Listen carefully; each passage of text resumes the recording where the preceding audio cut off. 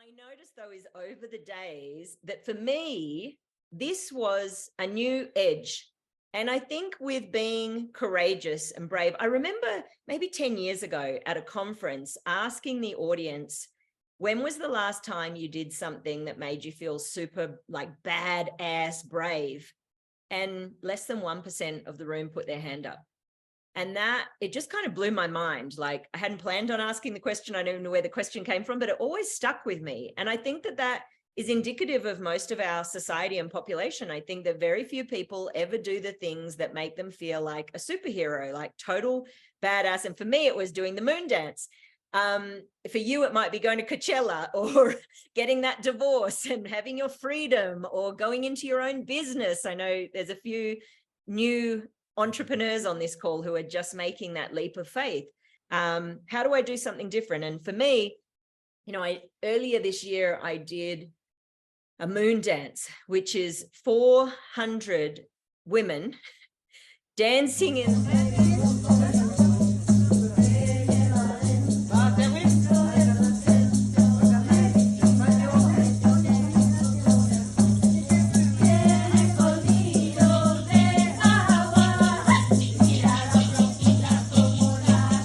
the cold. And the first night we're going around this circle and you're fasting. It's like CIA torture. Like through the night, they wake you up every 90 minutes. So you're delirious and you're trying to dance this sacred geometry that people having to hold you up because you're falling asleep. It was really crazy. And as the first night, we're walking around the circle and I'm literally thinking, how do I get a taxi to come back out here? Can I leave? Will they notice? Will I get in trouble? Will they think I'm rude? You know, like, can I do it though? Because what am I doing here walking in a circle for 4 nights in the freezing cold? Like, what is even the point of this? Why did I sign up for this? And, you know, for me, that was all my shadow. All my ego was just flooding up. And next day I talked with a lot of the women and they were all like, oh yeah, I wanted to leave last night so bad. Like nearly everyone I spoke to had the fantasy about calling a taxi out to the desert. So what I noticed is I had to really work with myself over those days. First night, I wanted to give up. I wanted to get the hell out of there. I was like, what? And all the negativity of what are you doing? What is the purpose of it? Well, where do you think all those questions are coming from, right? They're my little inner mini saboteur that's sitting on my shoulder like the devil, who's just there trying to stop me from doing the 4 days. Now, in that moment, it would be very easy for me to go, this guy's totally right. I kind of agree. It's freezing. I don't want to be here. I don't even really see what the purpose is. We're just walking around in a circle. So it can be easy to be talked out of things by these saboteurs. And that's what they're designed to do. They want to keep you small. They want to keep you safe. They don't want you doing anything new and out of your comfort zone. So the second day, there started to be a bit of payoff though. Like we're feeling like warriors, like we're a group now, we're a tribe. And I'm the motivational speaker in the group. So I was literally giving people pep talks. There was a mother and daughter behind me, and man, keeping that mother there, she wanted to give up like almost every 5 minutes. And I'm proud to say she's coming back this year, which I honestly can't even believe. But you know, we were having to like hold people up at different times because you just couldn't physically keep yourself up after these, they'd call it insueño, where you're in an in-between state, like not quite awake, not quite in lucid dreaming. And then they'd put you in a sweat lodge with 60 people in a cave that could fit 10. So you're crushed and you're sweating and you're hot and you just want to get out. If you've got any kind of phobia around being with that many people, you're uncomfortable. And what I noticed about myself was that I have never pushed myself physically. I have climbed many business mountains. I've moved countries. I've done all kinds of things. But when it comes to physical challenges, you're not going to find me climbing up Kilimanjaro. I usually, even having a personal trainer, I'll whinge and complain the whole time. Like I'm just such a baby with that stuff. And so for me, this was a new edge. And that's when I noticed like how much that saboteur and that ego voice and this little part wanted to come out and just get me out of there. But by staying in it each day, by the fourth day, like seriously, I mean, and there were moments like throughout where we went in and out of this, like I'm leaving. But I'm going back in October because there's a 4-year commitment to this process, to walking the red path, they call it. And I learned so much from the Mayan elders and the women. And one night when I was having a real kind of moment of like, I just got to get out of here. I remember saying to myself, what if you don't come back next year? What if this is it and you're just going to do these 4 days?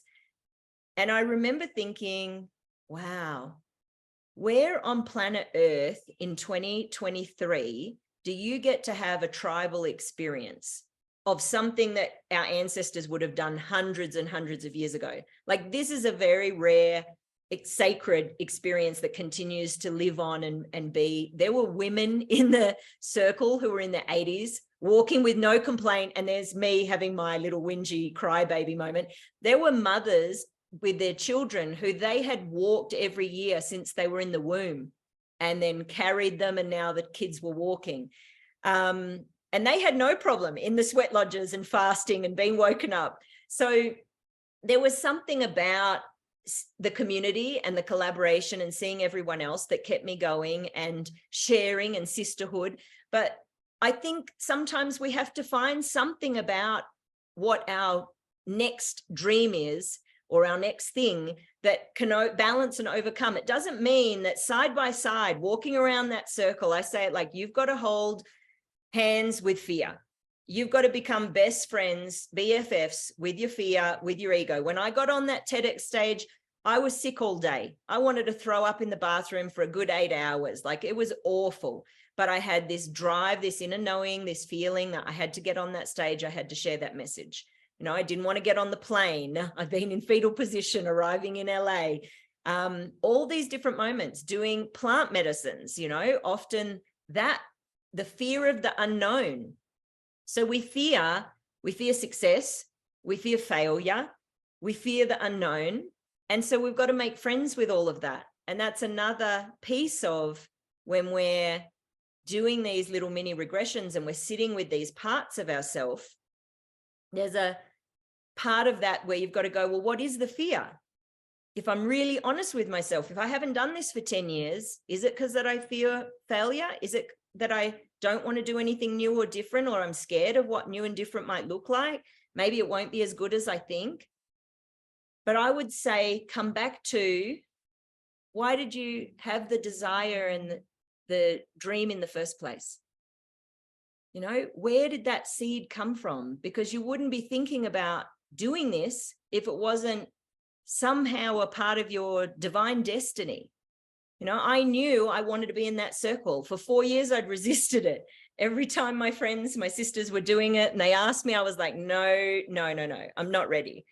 And nothing prepares you for it. I knew we were going to be fasting. I knew we had sweat lodges, but there is nothing quite like actually having to live through it. So, and what I loved about it was there was no medicine. No one took ayahuasca or had mushrooms or did anything, but we all felt like 4 days in, we'd been on a mushroom journey. I think mostly because of the sleep deprivation, but it really worked with our ego. We were able to face ourselves and go, why are we all being such crybabies about this, right? Why is this resistance coming up? Why are we so triggered? Why are we so activated? Like, it wasn't that big a deal in the end. We survived and we made it. But it was the internal voice. It's not the mountain we conquer, but ourselves. That was what the real struggle was. The real struggle of the moon dance was everything between here. If we had been able to just find some peace and be in the moment, be like, you know what? So it's cold tonight, or it's raining tonight. We'll dry off. We'll be okay tomorrow. We might not sleep today. We might be sunburned. We might not eat today, but a couple of days from now, we're going to be okay. But we weren't doing that. At different moments, we were in here going crazy with ourselves, of letting our ego run wild and telling us all kinds of things to try and get us to not do the work, to not have the experience, to not make the change in ourselves. Brave and courageous. So what is your inner voice? I was in awe. And I would have missed that if I'd allowed fear to dictate what I did.